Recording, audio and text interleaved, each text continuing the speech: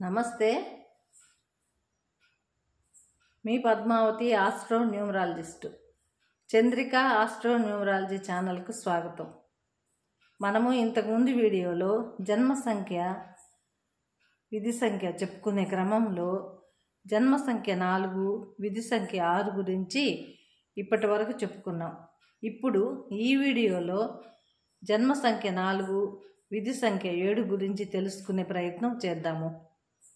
ఎవరైనా ఏ నెలలో అయినా సరే 4, 13, 22, 31 ఈ తేదీలలో జన్మించి వీరి యొక్క డెస్టినీ గనక 7 అవుతుందో వారంతా కూడా ఈ వర్గంలోకే వస్తారు.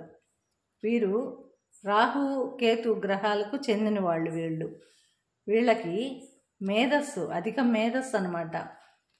అధిక తెలివితేటలు, ఆత్మజ్ఞానం, వీళ్ళకి దైవంపై మంచి విశ్వాసం ఉంటుంది. వీళ్ళు ఒంటరితనాన్ని కోరుకుంటారు, ఒంటరిగా ఉండాలని ఆశిస్తారు. ఎప్పుడు కూడా వీళ్ళ ఆలోచనలో మునిగి ఉంటారు. ఎప్పుడు ఏదో ఒక ఆలోచనలోనే ఉంటారు. వీరికి వింత వింత కళలు వస్తాయి.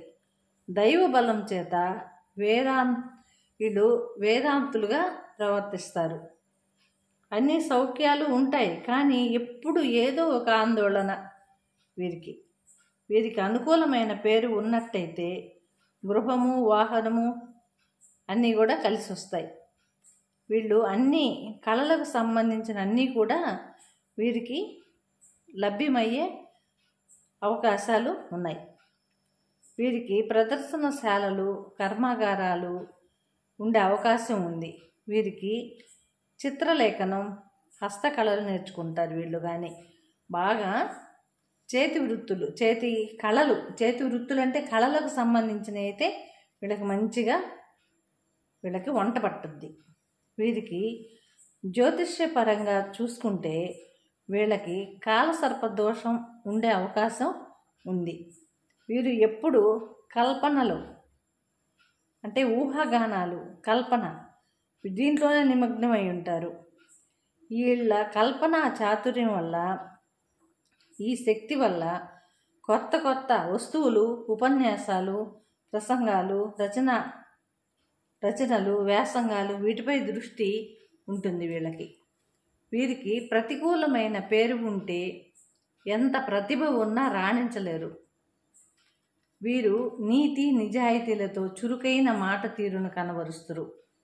వీరు మనసు అంతా అయోమయంగా, ఇదేంద్ర ఈ జగమే మాయలాగే ఉంది, ఇదేంద్ర ఈ మాయ అని బాధపడతారు. వీరు ఏదైనా పనిని నీటుగా, స్పష్టతగా పూర్తి చేస్తారు, అంటే కరెక్ట్గా చేస్తారు. వీరికి మంచి పేరు, ప్రతిష్టలు కూడా ఉంటాయి. వీరికి మంచి జ్ఞాపక శక్తి ఉంటుంది.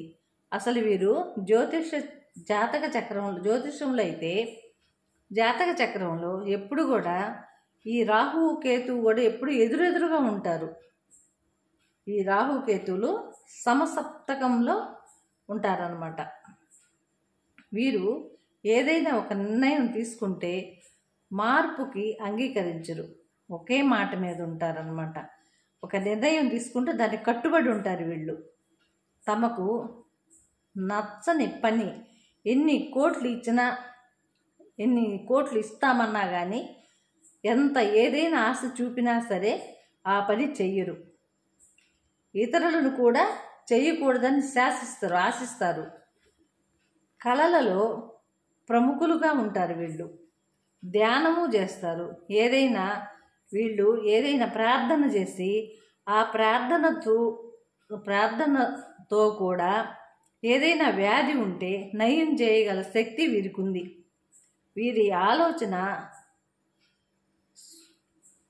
స్పష్టంగా తెలియజేస్తారు ఎవరికైనా కానీ. వీళ్ళ ఆలోచనలు ఏమైనా ఉన్నా కానీ నిక్కచ్చిగా తెలియపరుస్తారు. ఎవరైనా కఠినంగా మాట్లాడితే గుర్తుకు తెచ్చుకొని మరీ బాధపడుతూ ఉంటారు. వీరి మనసు అతి సున్నితం. ఏదైనా పని మొదలు పెట్టేటప్పుడు మాత్రము 1కి 10 సార్లు ఆలోచిస్తారు. ఫ్రెండ్స్తో వీళ్ళు సరదాగా ఉంటారు. కష్టాలు లేకుండా ఎలా పైకి రావాలి, అని ఆలోచిస్తుంటారు. కష్టపడడం అంటే వీళ్ళకి ఇష్టం ఉండదు. ఒక్కొక్కసారి ధైర్యం చేయలేక వెనుకం చేస్తుంటారు. వీరికి సంసారం మీద, సంసార జీవితం మీద అంత ఆసక్తి ఉండదు. వీళ్ళు ఫుడ్డు, ఆహారం అయితే మాత్రం మంచి రుచిగల ఆహారం ఇష్టపడతారు వీళ్ళ ఆహార నియమాలు పాటించినట్లయితే మంచిది. అనుకూలమైన పేరు కానీ ఉన్నట్లయితే వీళ్ళకి నెగటివ్స్ అన్నీ పోయి అంతా పాజిటివ్గా ఉంటుంది, మంచిగా జరుగుద్ది వీళ్ళకి. ఈ వీడియో గాన నచ్చినట్లయితే లైక్ చేయండి, షేర్ చేయండి, సబ్స్క్రైబ్ చేయండి. జై గురు.